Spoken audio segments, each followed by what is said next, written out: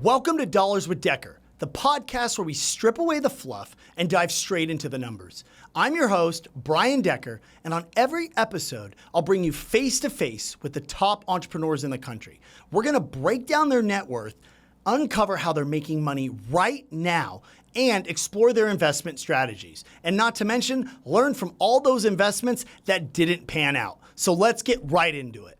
Today on Dollars with Decker, we have an extraordinary guest whose journey epitomizes the American dream. Dillon Georgian is the founder and CEO of Turf Distributors and has built a 9-figure business before he turned 30. And he just retired this year at age 31. He came from humble beginnings to a net worth of over $50 million. Dillon's story is nothing short of inspirational, and we're going to dive into the details from his meteoric rise, uncovered how he achieved such rapid success, and learn from his very, very unique investment strategies. So Dillon, I'm so pumped to have you today. Man, thanks for that intro. I appreciate that, Brian. Yeah. As I was just saying before we got onto the podcast, you're an awesome dude, man. Thanks. I look at everything you put on social media, how you speak your mind. There's not many people like you. So just on behalf of your audience, I want to say thank you for taking the time to put content out there to actually help people and just be you. Yeah, I appreciate that, man. No, one of the things that I think that not a lot of people know, and growing up in a small town, you were kind of the guy that was young and made all the money, and a lot of people watching it from, I think, social and afar didn't really realize how grassroots you kind of started. And you were one of the people, you had an idea and you just kind of went for it. So I know kind of growing up, you know, your parents kind of grew up in the construction industry, you know, and you ended up building a massive, massive, massive company. I mean, your guys' turf is everywhere and Home Depot and all that. Like, what one was that thing where you know, oh man, this is a good idea? And when did you know you took it from kind of just hustling at small scale to them knowing what you could actually take it big? Like, kind of walk me through that evolution, because it's crazy. Yeah, no, I appreciate that. I'll start at, we'll just answer your question, like, when did I think I could scale this? And I'm like, man, this is going to be a home run. That wasn't until like 2018. Wow. So back when I was 18 years old is when I started the company. Had a partner at the beginning for the first 3 years that I worked for him, and we did something together in Temecula. And we just bought scraps of turf from the factories. Like, literally just bought containers of turf. They're little scraps that they'd usually just write off and throw away. Put it on Craigslist. So in the very beginning, all I was doing is writing Craigslist ads, right? And then meeting with customers and selling them product, and then opened up a couple other locations to do that. Yep. And then from there, just when you start getting into business, you start thinking and seeing other opportunities and like, hey, where am I missing? Why didn't this customer buy from me? What do I need to change in my business? Yeah. And then so from there, just brought in a nicer product. And then where I got really stuck in the beginning was just on like, there's only so much one person could do, right? And so I was hiring all my buddies and all these kids, and we're all young, like just trying to get it figured out. And I didn't have a college education or anything like that.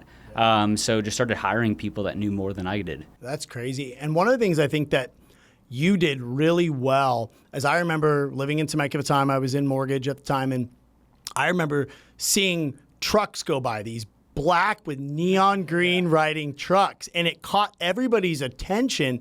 And I think one of the things that really propelled you guys is you took kind of a boring industry of construction and made it super sexy with your guys' kind of brand. Like, where did that kind of come from? Because that was totally different than anything in the construction industry ever before. Yeah, no, I appreciate it. So starting with like nothing, right? Yeah. Like no money. Every single thing you did had to make money, right? So if you bought trucks, you get the depreciation and all that, which didn't matter at the time because I wasn't making money, right? Yeah. But there are big billboards going by. So you wrap that. Then you start doing billboards on the actual freeway, start marketing magazines, different things like that. Just to make sure you get the brand everywhere, because everything we did was off of cold calls. Wow.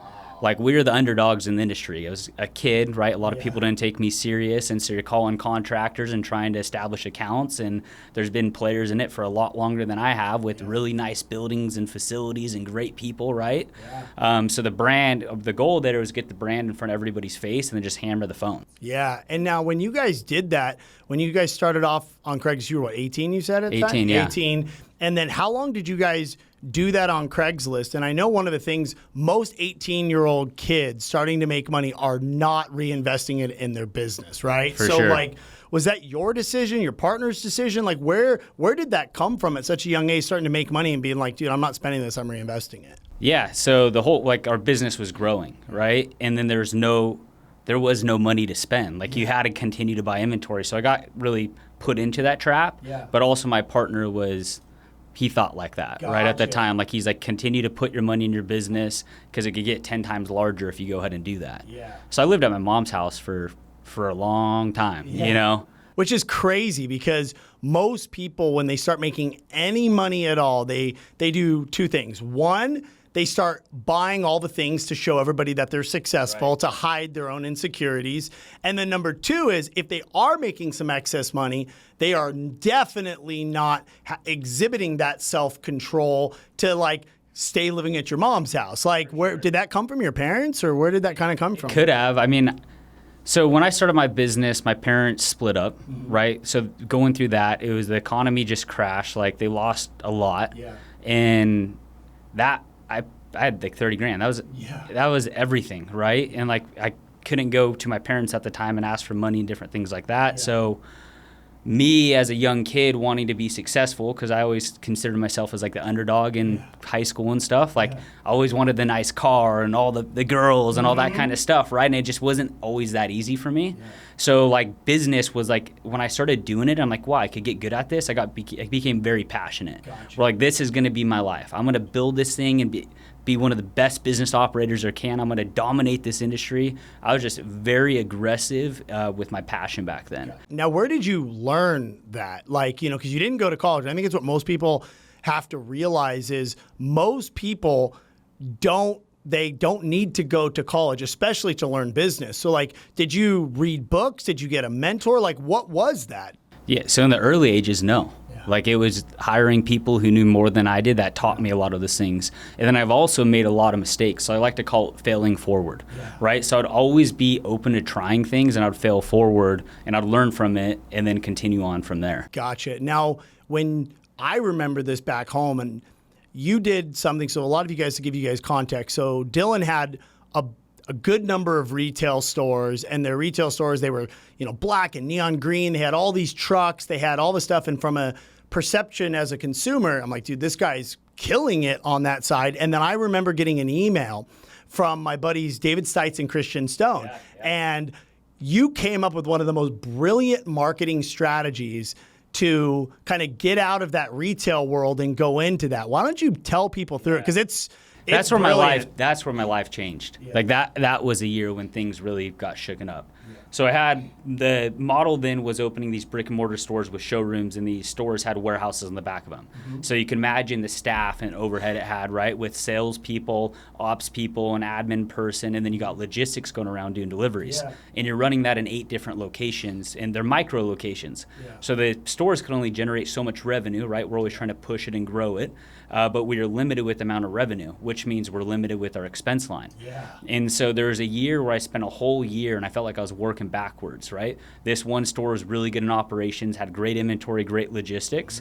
And then I'll go to the other location. The other store had horrible ops, but great sales, right? So you always had the reverse end of it. You could have it was hard to find a GM that had ops and sales, right? And I was going back to like my goals. I'm like, I want to scale this. I want to grow. And having a whole year of just being stuck with no movement. And growth for me, it wasn't always like net revenue or whatever. I just like more locations on the map, right? Or better in gross income. And I got stuck. And so I was just looking at the business and I'm like, where are the synergies here? Well, the synergies that all these stores, most of them at the time were in SoCal. It was all in the warehouse, right? So then you start pulling up your P&Ls and look at expenses and say, if I merged all of my warehouse expense into one location and gave my customers deliveries for free, what would that look like? So by doing that just on paper, we're able to hire better ops people with more experience. We weren't having trucks cross over each other, so densified logistics, right? And then my distribution hub at that point would then always be turning, versus out of a store it'd be running 4 out of 8 hours or whatever. So there's all this efficiency.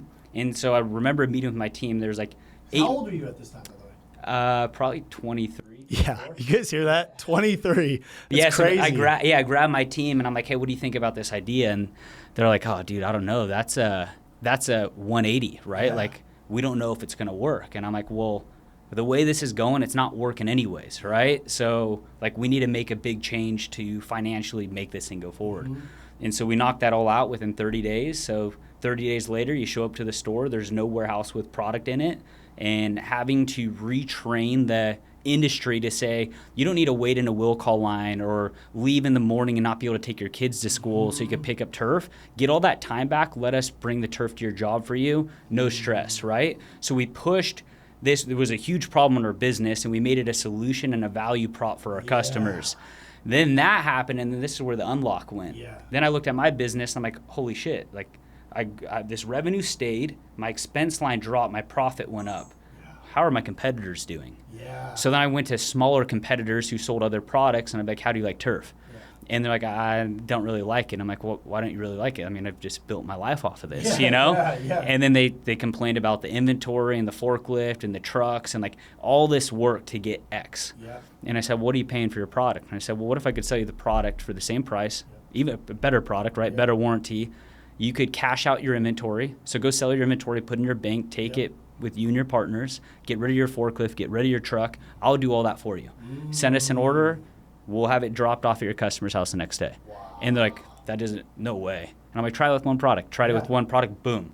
And then from there, it just went and took off. So then I looked at my retail stores because they were working at the moment, but I'm like, I need to sell these so I could put my time and focus into just distribution. Yep. And then I remember the way that you pitched that, at least from the outside level.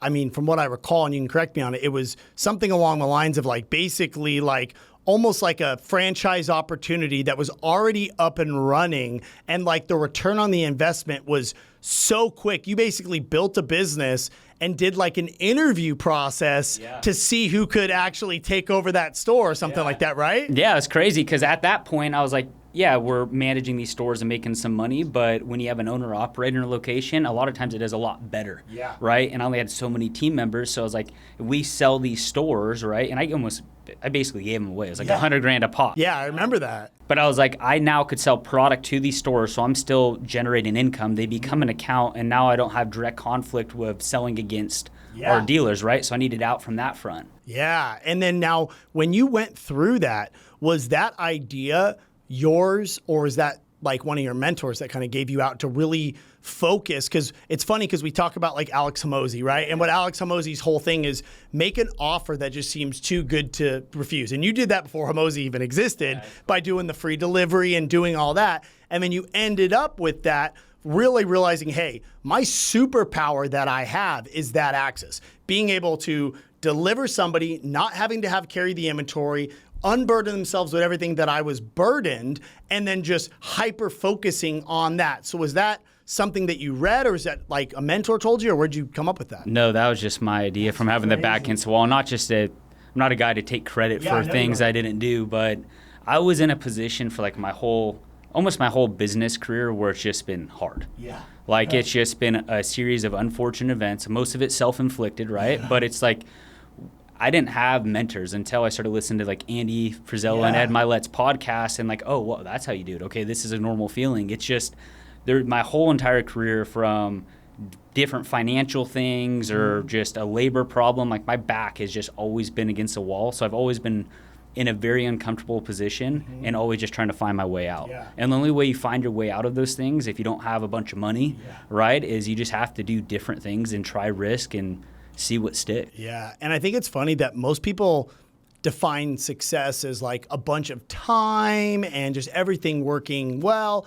When I've been in periods of the biggest success, it's the most pain, it's the most conflict, I'm the most uncomfortable, but then that's the best version of me, right? You know, I mean, have you kind of noticed that same feeling? Yeah, so as I was talking to you earlier before this, I mean, I'm looking for that today. I stopped working in the turf business in February of this year. Still own it, but I don't work in it anymore.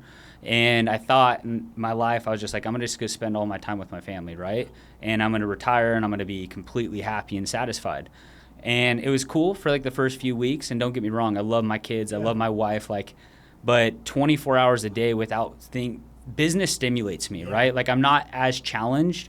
Like I've noticed my mood change and I'm not fired up in the morning. So I've been working on new ventures and like there's all this energy. Like Dillon's back, you know? So I'm now looking for hardships because the growth in life doesn't come from the good days, it comes from the bad days.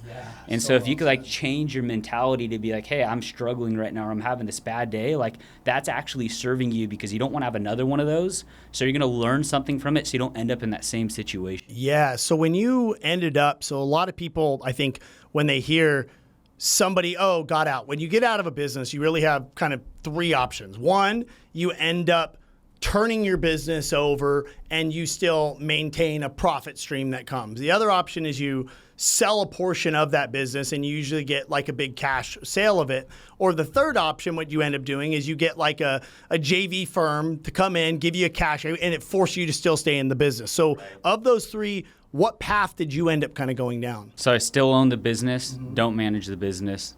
I talk to my CEO once a week just to check in on things, get some reports, but that's it. That's awesome. Yeah, and that takes a big, that shows a lot of confidence in what I have for my team and CEO, right? He's been with me for 9 years, grassroots kind of guy. He's grown through the business for a long time. Guy's an absolute genius. My entire team, like my whole executive team, amazing people. They crush it, great culture people. So I've got to work with them for a long time. A couple years ago, I've tried bringing in some big dogs from corporate America, and I blew, I think, probably $3 to $4 million on payroll in 1 year of trying, like, hey, just to get it to the next level, am I missing something, right? Because when you're doing things and you're working with your current team, you're trying to like figure out how to get there. So I went through this phase of trying to buy talent. Some of it worked, but a lot of it didn't. That really cost me a bunch of money and failure, right? But like, I have a team that I'm very comfortable with, and that could like truly can do things a lot better than I can. Anytime I think of an idea, I call Scott. I'm like, hey, what about this? Yep, work on this, doing that, just on a different level. So you get to be like a true visionary role, and he's your integrator, and just makes everything kind of happen, you know, and be able to. Because I think that's where a lot of people, they get to a point where when you're a visionary, like you obviously are with what you did, you can execute to get to like, you know, an MVP of something, but to really take it across that finish line, you had to, you know, kind of transfer that responsibility to somebody else's power who is kind of integrating that. So when you went through looking for the CEOs, when you looked through, what was it that made Scott so incredible versus some of the guys with the big resumes from corporate America? Like, what was the difference? Yeah, so Scott knew the business inside out, was respected by all the people, and then everything. There's a few other businesses that I own inside the turf business. Our MO since the beginning is I'd go ahead and, as a visionary, build them. And I like all the creating stuff in the start, and once it's going, he's taking it from there and elevates it. And we've done that with a couple companies so far, and this distribution one was a lot longer of a project. So I've had the confidence of working with him through the time. But the guy's just sharp. Like he's dedicated, passionate. And you know, when you just sit down and talk to somebody, like you know who the real deal is and not. And he just has a track record within the business. And I think a big thing is he had the respect of his people that he worked with, right? Like when you bring somebody in and you end up, they jump the corporate ladder ahead of some people that were like, I built this with this dude. They're kind of starting, you know, on first base. Whereas Scott, since he already earned that, when he already had that trust, he already had that with those people, you know? Yeah, and there's options, right? Like when I brought in corporate America and tried all this stuff, like my goal is like, I want the company to be successful, but more importantly, like I want my team to be successful. And that's why I want the company to grow so much, is it creates a lot of opportunity for the people within. So I'm looking at like this as a football team, and I need to hire the right coach to run that team, right? And so like Scott's just the guy. That's awesome. And he's been doing a good job. When one of the things too, and you know, kind of getting into some of your investments and all that kind of stuff. So, you know, I think what a lot of people do is and I know because you bought one of my cars off me, like we both made dumb mistakes buying things, you know, in that part initially. And so kind of watching you evolve, what do you now, like when you were buying, I mean, you had millions of dollars in sand toys and all these crazy things that you were doing, and your net worth was obviously a lot lower than what it is today. Like, what was that switch? Because I think what most people, if the people just looked at you from the outside, they'd be like, oh, Dillion was probably worth $40 million back then, and he's probably not worth it. And it's the flip-flop, but yet your lifestyle reflects it differently. So what were you investing in there now when your net worth was lower versus what you're kind of investing in now with the much higher net worth? Yeah, so then I was just doing turf, right? And that's still a majority of my income. Yep. But the big switch for me, and I think this is going to help everybody listening, and just transparently speaking, was getting married. Yeah. Right? Like getting married and having kids, and like really, that was like the big come to Jesus moment for me. Is I've listened to different podcasts as well, and I'm like, am I buying this for myself or am I buying this for a status, right? Yeah. And when you start asking yourself those questions, it's real humbling. Yeah. You know, like, hey, am I driving this car to get attention, or am I going on the back roads and truly having fun in it? Yeah. And so when I started looking at it like that, right, and I like to serve people and do those different things. Like a lot of those purchases and things I made were not for the right reasons, you know, just being transparent here. Yeah. So now what I invest into is like, do I have a bunch of sand cars and cool shit? Yeah. Absolutely, because a big chunk of that I like, right? For me, but I turned it into a business.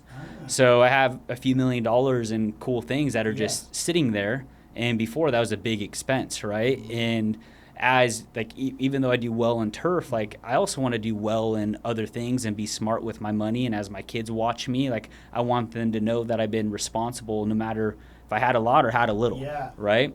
So. And what did you, like when you look at something now, let's just say for an example, you just bought a beautiful home in Idaho. I mean, I wrote you soon as I saw it, I'm like, bro, this has got to be one of the sickest pads I've ever seen. When you looked at that purchase, when you evaluated like, hey, can I afford this? Can I do that? Because I think a lot of times people have that mistake. They're like, oh, I make $300,000 a year. I could qualify for $1 million loan, or I'm going to buy $1 million loan. Well, I know roughly what you paid for the house, and you could have qualified for a lot more. Like, but what did you kind of go through? Did you say, hey, I want my mortgage to be X percent of my income? Like, what kind of was that thought process you went through? Yeah, so it's probably different than a lot of people, but I set myself up 2 years prior to that. So I rented a house where my payment on that rental house was the same as what my mortgage is. So I was very comfortable spending that amount of money every single month. Yeah, that's super smart. And so now let's just say you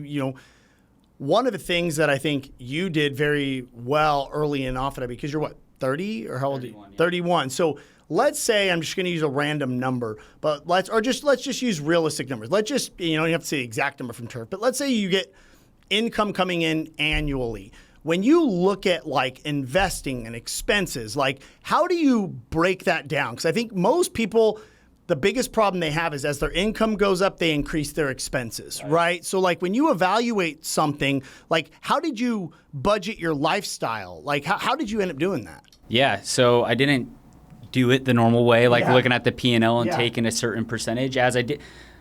Let me take that back. So in the very beginning, I took 10% of the profits of the company, right? Okay. So I did that for a long time.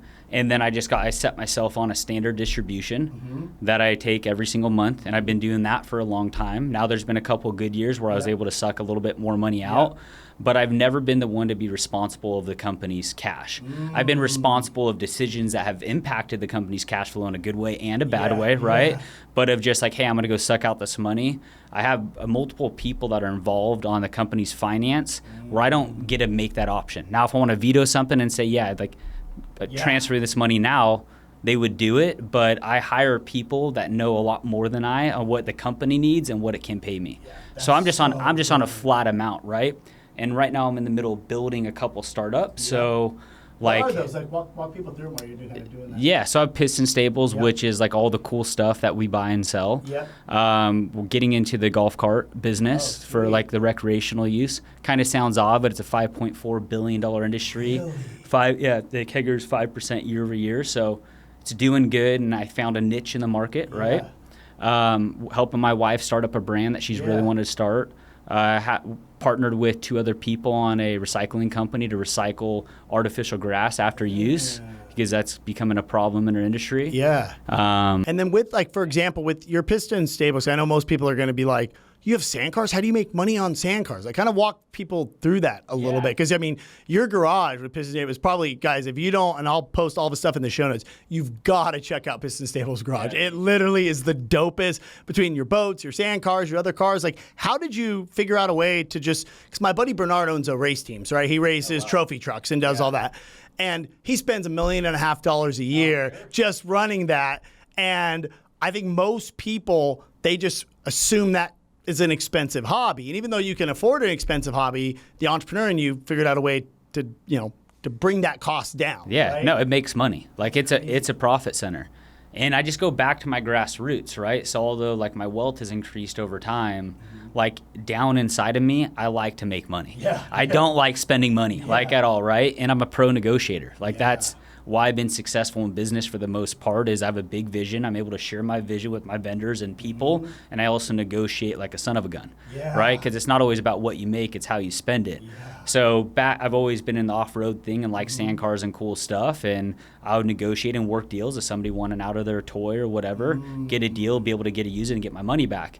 Well, these deals kept coming to me, and until recently I learned that the sand car industry, the end of the season's over in like March, and a lot of those people like to sell their stuff and go get a boat, or they have things going on in their business or things change, and when you're not in season, it's hard to sell stuff. So if I'm on the sideline with cash and saying, hey, and I'm very transparent, you could go put on the market and get a lot more than what I'm offering you, but if you want a wire in your bank account today, I'm your guy, I'll have it in your bank account today.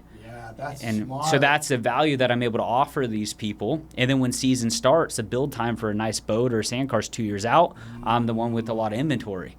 So that went from just, I did it because I liked it, and now it became a, some type of business where if you could make your hobbies and what you like to do for fun a profit center, I mean, you're winning. Yeah. Now, and when you looked at it, like I think everybody has a different version of getting to wealth, right? Like some people are like, okay, I'm going to take my income and I'm going to diversify. I'm going to buy crypto. I'm going to buy real estate. I'm going to buy this. I'm going to buy that. And then they get to a certain net worth number. And I've watched almost every formula, as long as there is a substantial portion of the income they're bringing in is being invested, all equal a big number.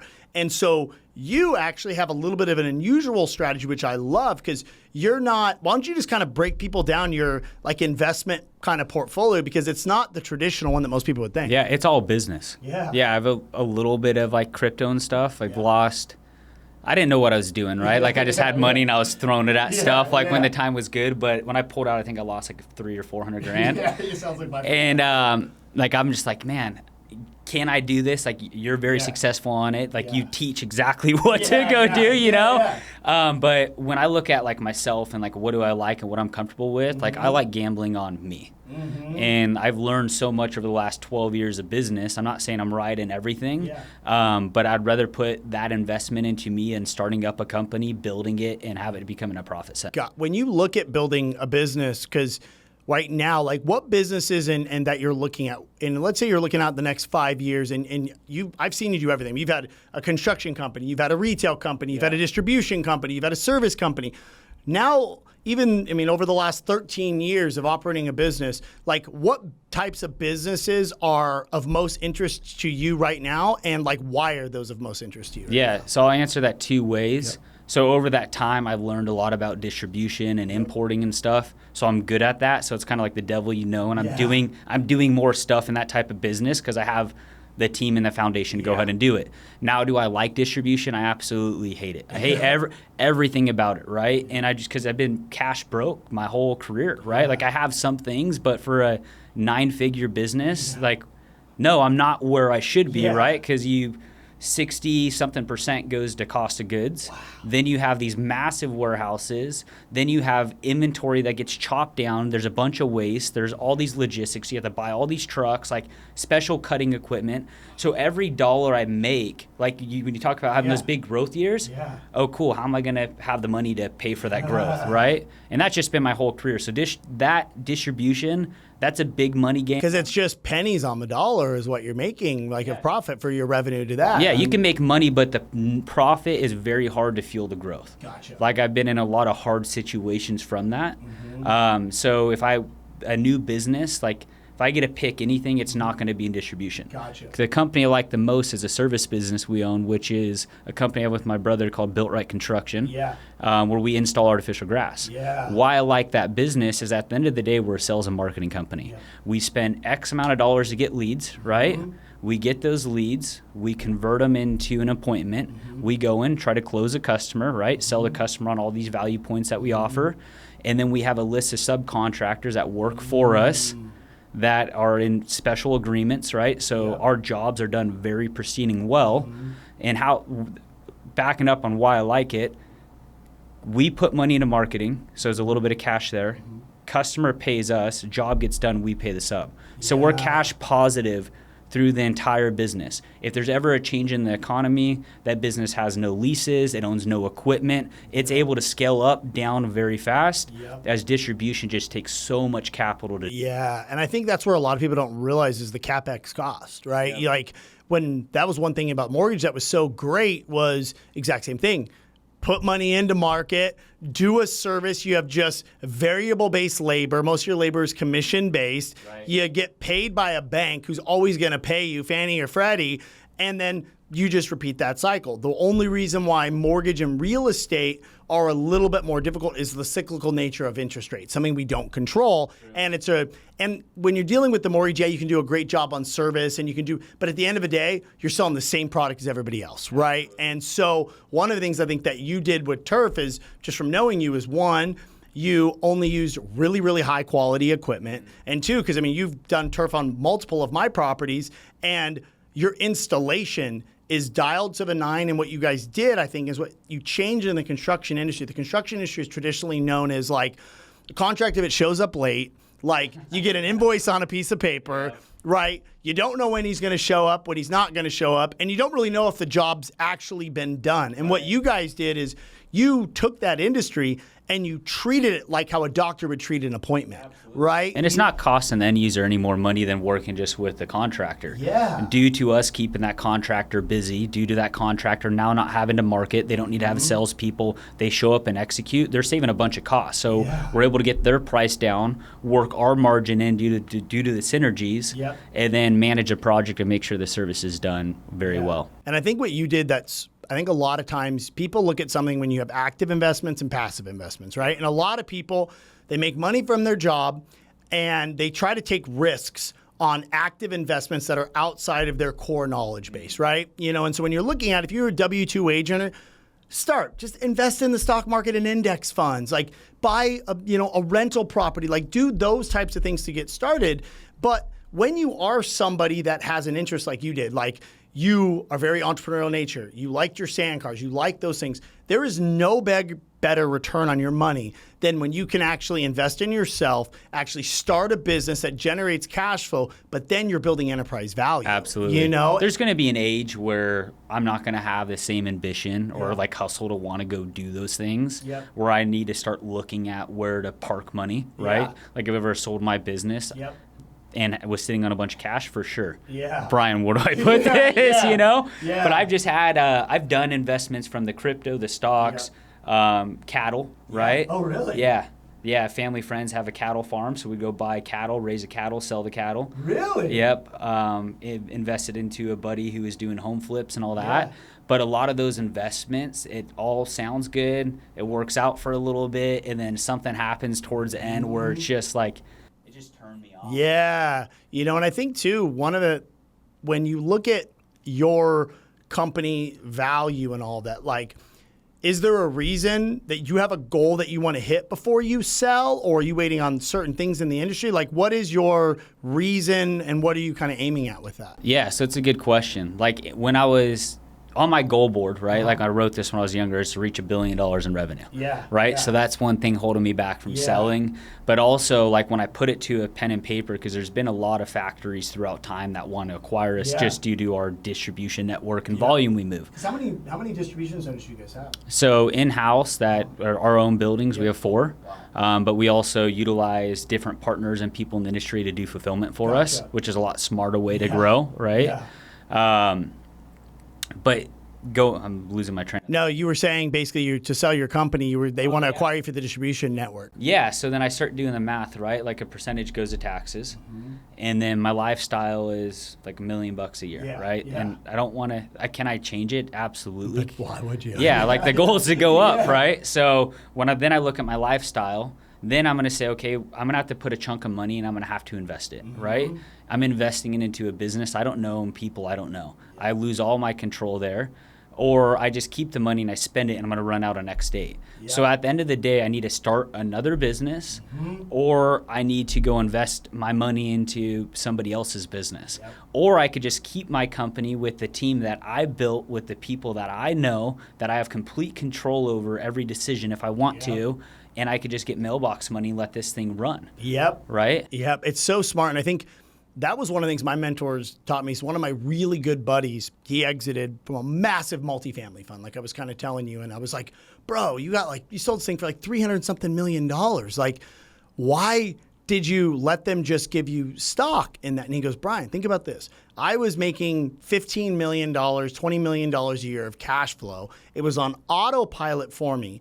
If I sell and took all of that as cash, now I have to build an entire family office to manage this money. I'm in wealth preservation mode. I got to go learn entirely new industries so I don't lose everything I worked for. I got to pay a massive capital tax gain. And it's not exactly very easy just to take a couple $100 million and park it into a safe investment, right? He goes, or I sell it, I take stock from a very well-known fund that's going to pay me a 6% dividend. What the heck do I need $100 million in cash for? I'm cool on $14-15 million a year in distribution money. And then the cool thing is I still have something to do and I can go in and advise, because otherwise I'll drive myself crazy. I'm going and wasting a bunch of money and learning a new industry, losing a ton of money to just try to replicate on something I'll probably never be able to replicate. It's a way again. to do it. Does he have access to his team too for like a resource to pull from? Yeah. Yep. So that's the other thing is like I want to utilize this resource of people that I'm now using for all my startup companies, right? Because what I don't want to do is if I sold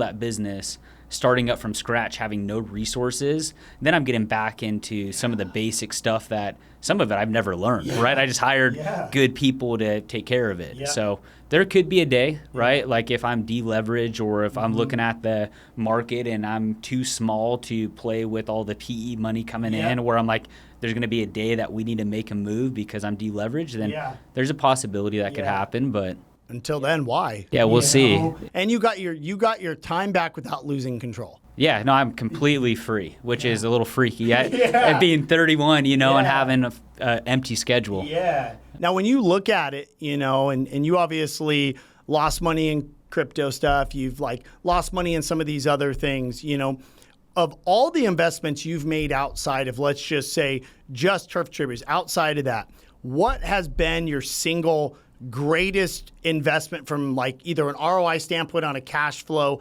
outside of just Turf Distributors? What business or investment would you say that is? It's just all been turf. Yeah. I haven't made really any money outside of it. And that's my point I've tried it, but I just also never had the time to learn it the right way. I gambled. Yeah, exactly. And I think that's really important for people to know is you've taken your golden goose, which is turf, right? And then what you've done is, I have your wall stuff right behind me where we're sitting. He did this. You've just figured out ways to bring other streams of income and investments as a direct, harmonious vertical off of that business, Absolutely. Right? Yeah, I got paid to go to college for the last 12 years. Is how I look at it, right? Yeah. So, you take everything from me, I'm very confident in my ability to go start and do something. Yeah. What I'm doing with these next ventures is a couple of them. My goal is start 2 businesses a year and flip them within 36 to 60 months. And I want to get up to $50 million a flip. Yeah. Starting with $500,000 and just challenge myself to. Yeah.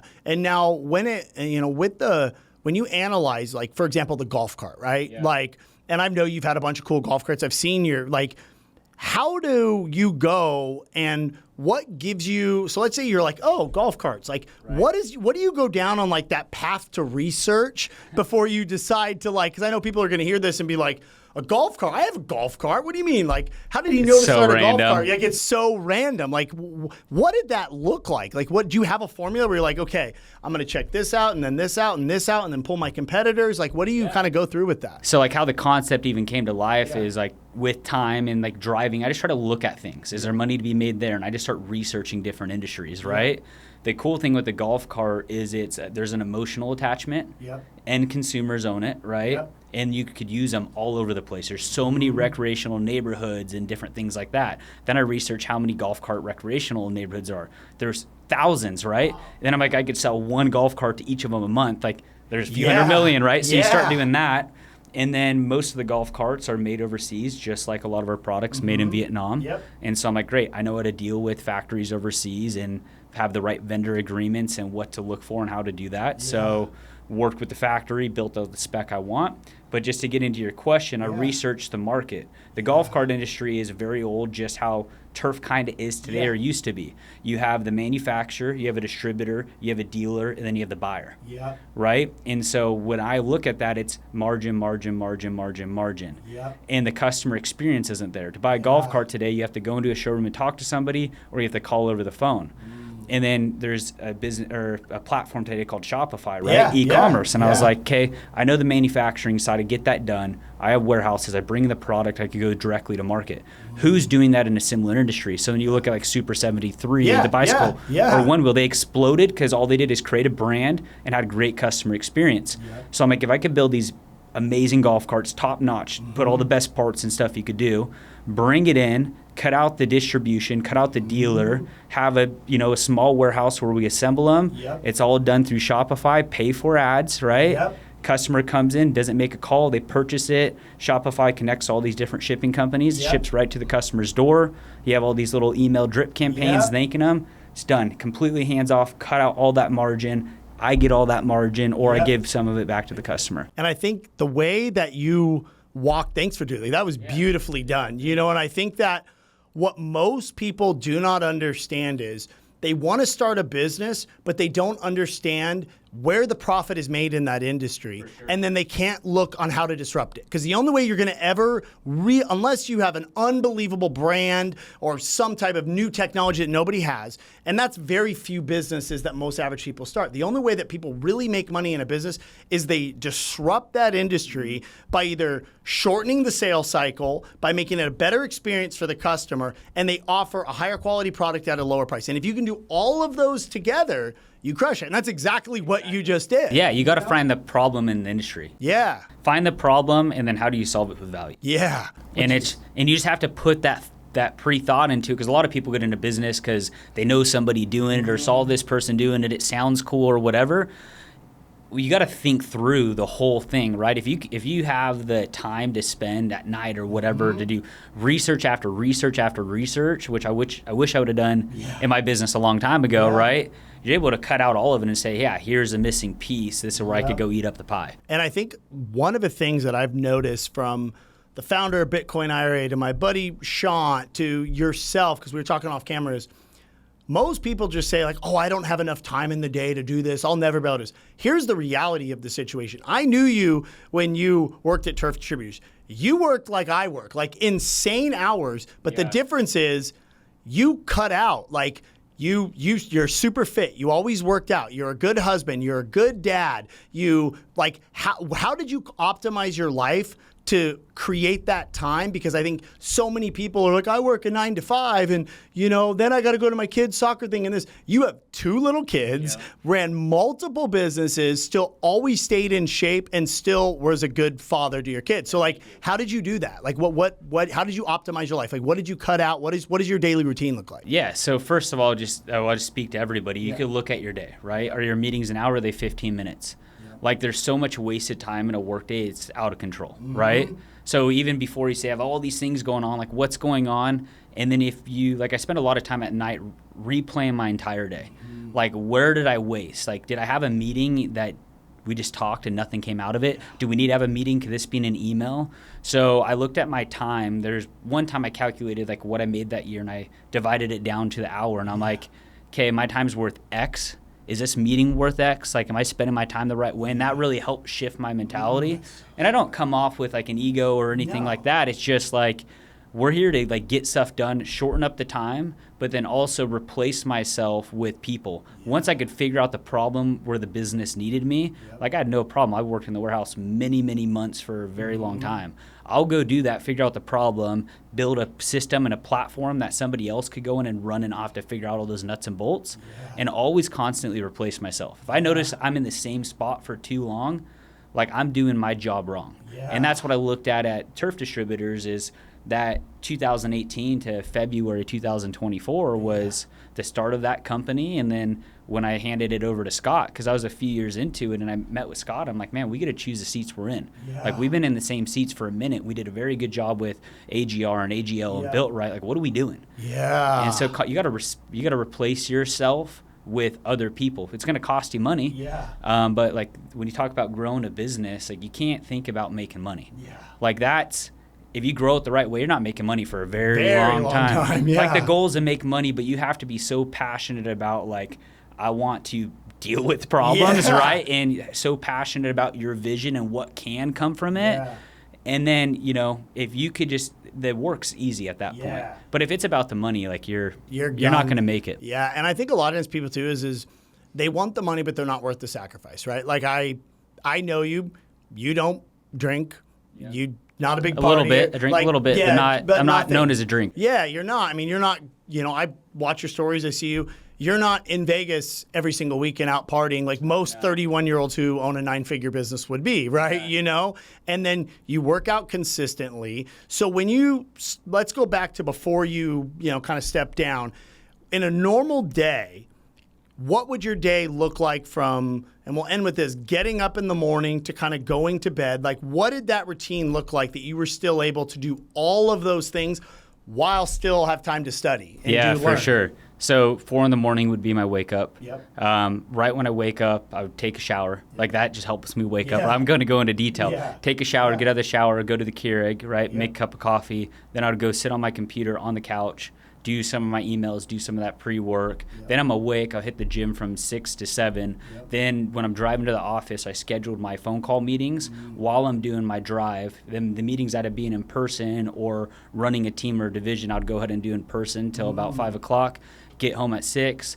My kids are everything to me, so I put as much time into doing stuff with them. We utilized DoorDash a lot back then, right? And then would, you know, lay in bed at 9 and hang out with my wife and then pass out. And then the weekend just shut it all off, right? But yeah, through that time, like while I'm driving back home from work or while I'm in the gym, like I'm always thinking, right? Like I'm going to the bathroom on the phone, right? I'm just maximizing time everywhere.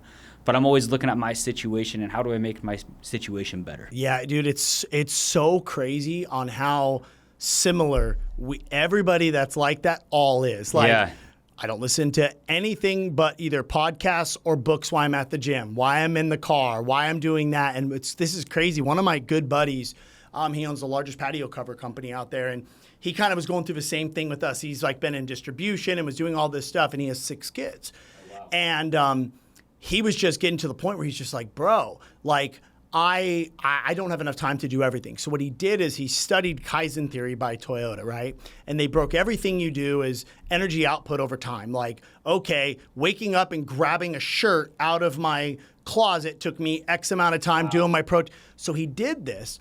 And he ended up like figuring about 3 hours of wasted time into his day. And one of the things he did is probably the most brilliant thing I've ever. So he has 6 kids. So what he did is him and his wife would end up constantly nagging their kids to do dishes and try to do this, and they couldn't find this. So what he did is he threw every single dish away in his house and gave each kid 1 cup, 1 fork, 1 knife, 1 spoon, and 1 colored plate.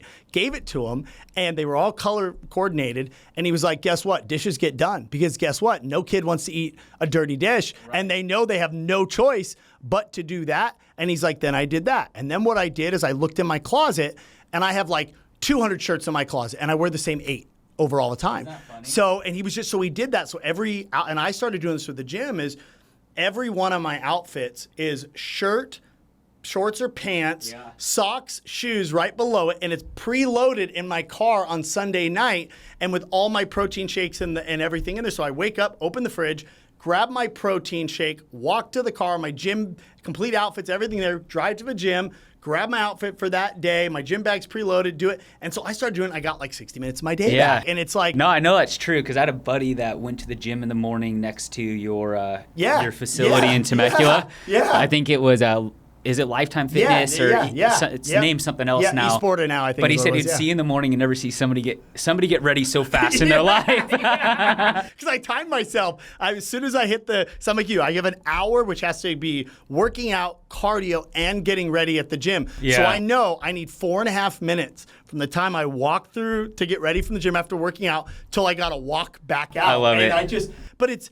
And I know those things seem crazy, but it's funny because everybody that I look up to that is uber successful that I've never shared this with does exactly. It put a system around it. You put a system around it. Yep. Like my shirts, like I have a couple polos like this, but then on my DG shirts, I have white and black, and I have about 15 of each. I have the same gym shorts in different colors, same pair of shoes, multiple. They're all white. There's just a bunch of them. If they get dirty, that's it. You know? Because it's one less thing to have to think about, and you don't realize just those little decisions. Like I drink the same kind of coffee. I do this. I do meal prep. I just want to make as few decisions that I have to do that use any of my brain power. Because like Matt Ishbia, one of my mentors, he goes, just think about it this way. You have a battery, and your battery has 100% life of it. And every decision you make uses some of that battery. So the decision that you're going to make to pick out what you wear, the decision you're going to make of what to eat that day, all of those decisions add up. And maybe you don't realize it, but you have 100 decisions that use 0.1% of your battery. You just lost 10, 15% of your entire battery for thinking volume off of that. And I was just like, whoa, but you're right. It's crazy, huh? It's a nut way to think about it. But, dude, this was so valuable. Now, one of the things you guys got, Dillon has an unbelievable podcast. You know, he's a man of faith. He's an unbelievable family man. Where can everybody find you? I'll also put it in the show notes. Yeah, absolutely. So Instagram's Dillon Georgian, Dillon, Georgia with an N. Perfect. Yep. So that's my Instagram. And then my podcast is called The Do Good Movement. Perfect. Yeah, and you guys got to check. I was on his podcast a couple years ago. It's really, really, really good stuff. And I'm sure by listening to this, you did not expect this guy to be 31 years old. But you have to remember, once again, in business, it's not about the age, it's about the miles that you've spent, right? You know what I mean? Your business has done hundreds of millions of dollars in revenue, man, and I can't thank you enough for coming on today. You flew in all the way from Idaho, brother. I really appreciate this, man. That was super awesome. Thanks for having me on the show, Brian. I appreciate it, man. Yeah, of course, brother.